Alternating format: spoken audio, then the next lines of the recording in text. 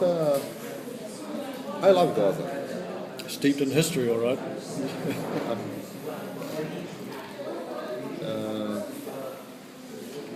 You know, but what's really weird? For me, Gaza is not that much different than Manhattan. It's just the same. I live in Manhattan, I live in Gaza. Maybe that's not why I'm not thinking of going back to Manhattan anytime soon.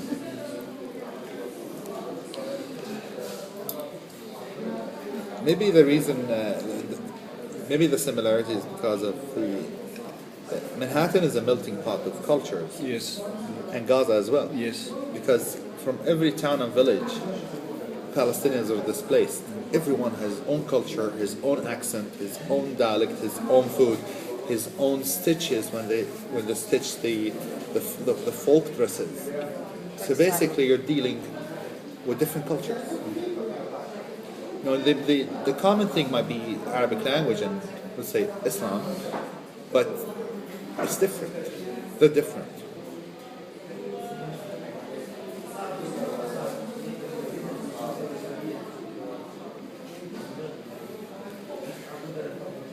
I heard what you said before about you can't really predict what's going to happen, and of course you can't.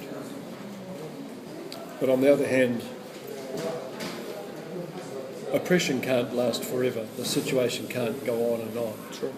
Israel's becoming more and more isolated and losing friends left, right and centre.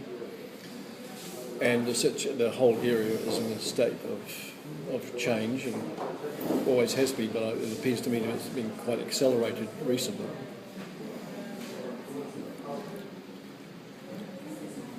How do you see it?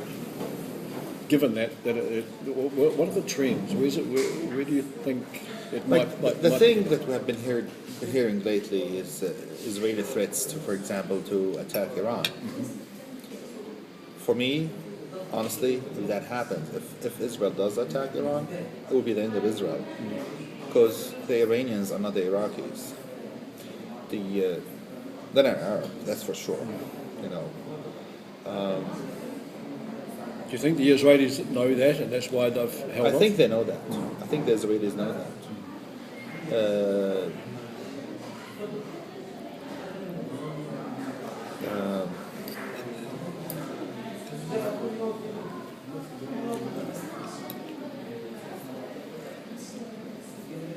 There's no way. I mean, only a suicidal Israeli leader could attack Iran. Because, honestly, deep in my heart, I know it will be the end of Israel as people know it. The Iranians are tough fighters, historically speaking, even. When they say something, they mean it. You know, it's not like I say something, I mean something else. No, when they say something, they mean it.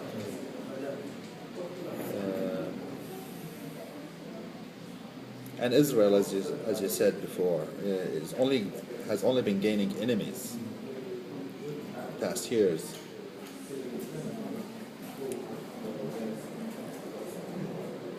Israel reached a point of, everything reaches a point of rising, and they will reach a point that will start declining. That's what I'm talking about. The trends, the changes that are unstoppable changes. Yeah. I think for Israeli leaders, they're confused because of what has happened in Egypt, for example. I don't think they ever thought that a Muslim Brotherhood control Egypt, for example. Especially not so quickly either. Yeah.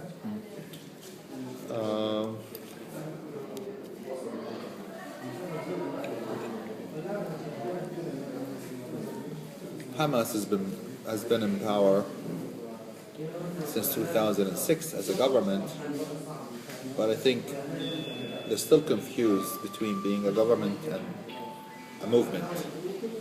there is a confusion between both government and movement. Yes. But I think they're learning slowly, and they're getting recognition from a lot of people around the world, and becoming a strong political Palestinian power.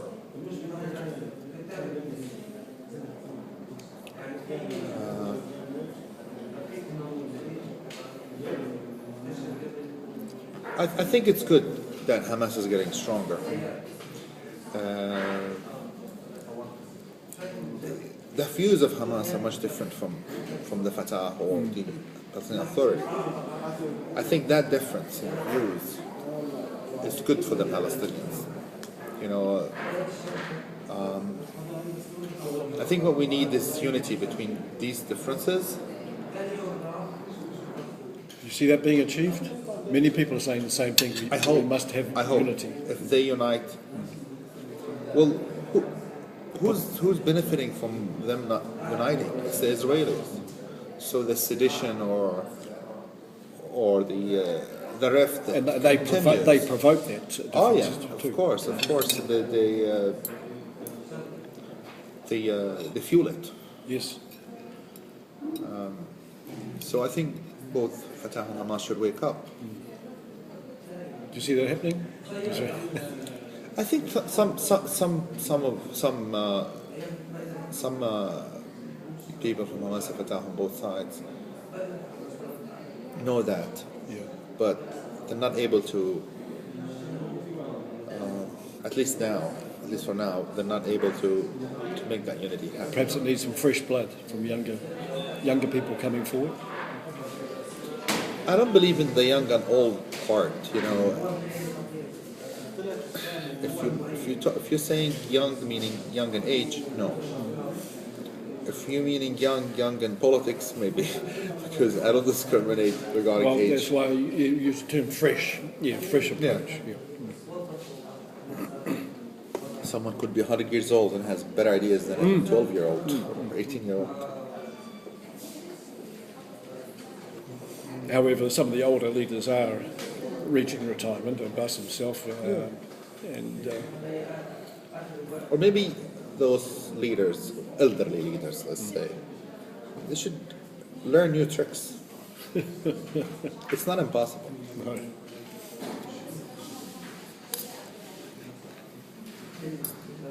Or they should hire advisors who have good or fresh ideas.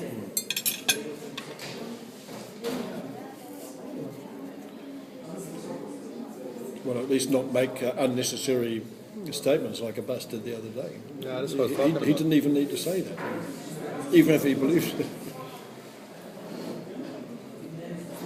As far as I'm concerned, I think I know why Abbas made those statements. I know he shouldn't have made them, because making that statement is an insult to all Palestinians. But deep in my heart, I sort of know why he did it.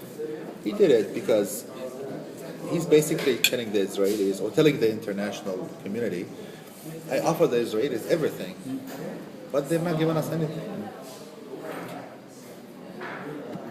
I'm not in his shoes, so I'm not the acting chief of the Palestinian Authority, so I can't talk about it. If I were in Abbas's shoes, I would pack and leave.